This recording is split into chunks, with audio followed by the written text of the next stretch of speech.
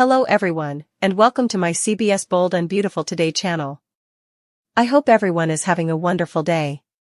Before we begin, please hit the subscribe button and give this video a thumbs up. What Taylor is really afraid of with Deacon. Taylor has always been a hopeless romantic. However, her quest for a conventional marriage has only resulted in heartache and shame. She took risks with her emotional stability each time she was set to wed Ridge. Brooke continually left her behind. Taylor's mind was rewired by the draining cycle.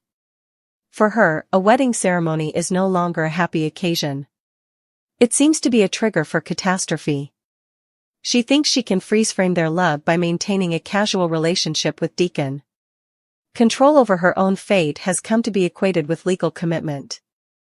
A marriage license is no longer Taylor's source of security. Maintaining a low-stakes relationship where no one can legally dump her is essential to true safety. Although this protective barrier keeps her heart safe, it limits their passion. Their relationship is being handled by her like brittle glass. Taylor is allowing her previous trauma to control her future with Deacon by prioritizing safety over development. A disturbing truth about Taylor's relationship with Deacon is revealed by her argument. Rather than genuine compatibility, their friendship was fueled by the excitement of high stakes and shared trauma. She is clearly afraid of the actual world based on her rejection. Taylor is concerned that their romance won't endure in the dull world of lawful marriage. High drama and secrecy were the couple's favorite things. They relied on one another as they managed Steffi's unwavering control and fended off Sheila's danger. Taylor worries that the fire will just wane in the absence of a shared enemy or taboo. When the illusion is removed, a partnership based on emotional protection and mutual convenience is revealed. To get away from their individual heartbreaks, they utilized one another as life rafts. In reality, they never constructed a solid foundation. A warning sign is raised if their love is unable to cope with the formalities of marriage. Can they genuinely endure as a typical couple after the tumultuous drama subsides? Taylor believes she created a low-risk solution. In actuality, she caught Deacon's emotional requirements off guard. In Los Angeles, he was always seen as a second-class citizen, a scam artist, and an outsider. Brooke, with whom he has a daughter, dumped this man. His redemption path might have involved getting married to a classy, sophisticated professional like Dr. Taylor Hayes. A wedding would have demonstrated to everyone that Deacon is deserving of a superior woman. Taylor unintentionally made him feel insecure by refusing to make that public commitment. He didn't feel good enough to publicly declare his love for her, but he felt good enough to adore her in private. Taylor turns a rehabilitated man into a fleeting affair by keeping him at a distance. Only out of a deep dread of losing her did Deacon accept her response. His obvious displeasure portends problems. Deacon is deprived of the legitimacy he has long yearned for, even though Taylor's barrier may prevent her from experiencing another terrible breakup. Deacon might go down a risky path of self-doubt as a result of this rejection. He might start to question whether he made a mistake when his dream was dashed. When he left Sheila, he might begin to think that he had lost his real match. Katie Spencer acquires a new enemy. On The Bold and the Beautiful, the number of people who have a grudge against Katie Spencer has been steadily increasing. Soap teasers indicate that Katie will have to deal with more irate mothers in the coming weeks than just Brooke Logan. Here's what will happen next. Continue reading for all the specifics. Melissa Dillon is bad news, according to Katie Spencer, who believes that mothers are usually the best. Will Spencer's mother believes Dillon is a gold digger who wants to take advantage of their affluent family. Internet rumors suggest that Katie's suspicions may be correct. However, Dillon's backup is en route. Dillon's mother Darcy is scheduled to arrive in Los Angeles on, according to recent revelations from The Bold and the Beautiful comings and goings. Kelly Sullivan, a former cast member of The Young and the Restless, will play the new role. Sullivan may also be familiar to you from her later years. Spoilers for The Bold and the Beautiful indicate that when Dillon's mother visits the area, Katie Spencer will get into a nasty argument with her. Why Darcy is finally arriving now is unclear. Where was Dillon's mother when she was dumpster diving and homeless? Her daughter is now starting to succeed. There are rumors that Spencer and Dylan will be involved in an accident together. If that's the case, Dylan's mother might hold Will or his family accountable for her daughter's misfortune. On the CBS soap opera, are you excited to meet Dylan's mother? What is her conflict with Will's mother, in your opinion? Taylor decides to marry Steffi after she blows up over Sheila. Spoilers for the bold and the beautiful hint that John Finnegan's biological mother could spectacularly disrupt Steffi Forrester Finnegan's romantic Monaco reunion with him. Finn's arrival has only added to Steffi's enjoyment of her time abroad because they will be meeting at their special location. Sadly, Sheila Carter is in the vicinity of a significant issue. And she is adamant about achieving her goals. Steffi is unaware that her dangerous and troubled mother-in-law also traveled to Monaco, but that truth won't be kept a secret for very long. According to BNB teasers, Finn has already communicated his expectations to Sheila. He wanted her to keep away from his time with Steffi and go back to Los Angeles. But Sheila isn't paying attention, as we all know. Sheila seemed eager to comply, but she has never been very good at following directions, and Sheila wants what she wants. Sheila has stayed close enough to continue spying on Finn and Steffi rather than vanishing right away. When Steffi discovers who has been observing from the sidelines, that will undoubtedly turn out to be a grave error. Steffi is going to go insane. When Steffi discovers Sheila followed Finn all the way to Monaco, viewers of BNB will see an astounding revelation. Steffi and Sheila's relationship is about to blow up, and Steffi won't like Sheila intruding on what was meant to be a romantic and tranquil vacation. Viewers of Bold and Beautiful are aware that Steffi has spent years coping with Sheila's infatuation with Finn and their family, so she will become enraged upon seeing her in Monaco. Will Steffi hold Finn accountable for Sheila's appearance? Taylor Hayes, meanwhile, is dealing with a very other kind of surprise back in Los Angeles. Taylor Hayes must make a decision that will change her life after Deacon Sharp proposes marriage, taking their romance to the next level. Will she risk her life for him? Although it's obvious that Taylor has deep love for Deacon, marriage is a significant commitment, especially in light of their family's complex pasts. Deacon hopes Taylor would follow her heart and consent to marry him. However, Taylor is unable to ignore Sheila's continued presence in the background. Taylor might accept the proposal if she determines that their brief romance is precisely what she wants, but she might also want to put the brakes on. In any case, everyone could suffer significant repercussions from Taylor's response. Once more, Sheila is a major obstacle to this possible union. When everyone gets back to Los Angeles, there could be a heated family dispute if Taylor accepts Deacon's proposal while Steffi deals with Sheila's most recent boundary-crossing antics. In Monaco, Steffi witnesses a startling sight, and Taylor rejects Deacon.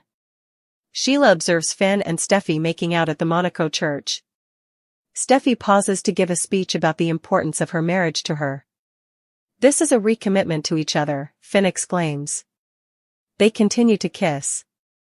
Brooke and Ridge are hoping in their hotel suite that Finn will reach Steffi before the bells ring.